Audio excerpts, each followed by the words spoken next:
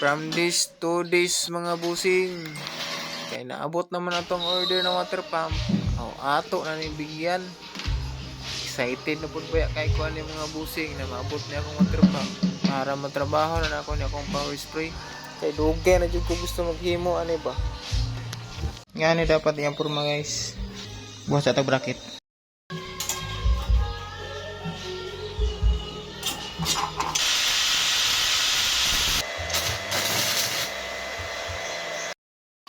Ano ni purma niya mga busing.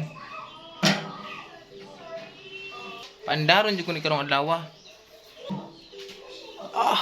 Pagkaswabe. Muna din yung plaster guys.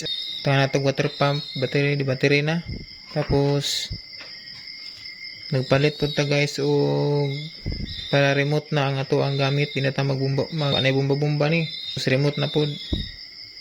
Tapos kani ato ang napalit guys na remote. Diri lang na ako itaod sa papilit lang na ako diri guys na pugoy gisumpay nga ko og kibultay.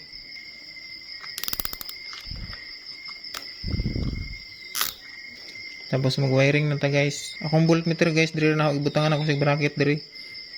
Ang negative wire kaning black o black wire pod sa voltmeter negative ug ang negative pod diri sa ato ang remote control atong relay. Isahon na siya guys. Diri butang na tulaan sa battery.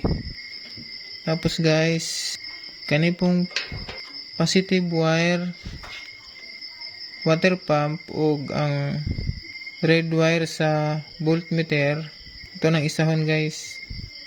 Tapos magkuha tag wire diri sa ito ang remote kaupat, iipon na to diri sa red wire. Tapos ato din ning iipon ning duha guys, kaning positive o kaning NO nga gikan sa to ang diri sa positive sa tong relay pod. Tapos itong ibutang diri sa ako rin yung ibugkos guys. Wala naman gud ni siya screw. Tapos kanig guys, ako lang yung butangan o electrical tape. Wala na yung remote guys. Wala. Testingan na itong paandar.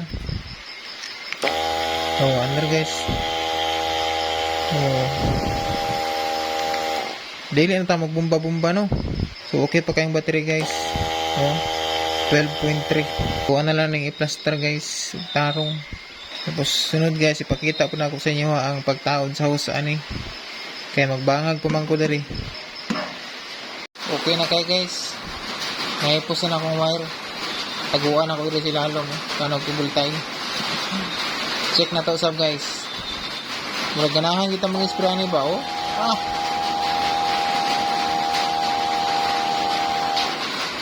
Okay kayo guys.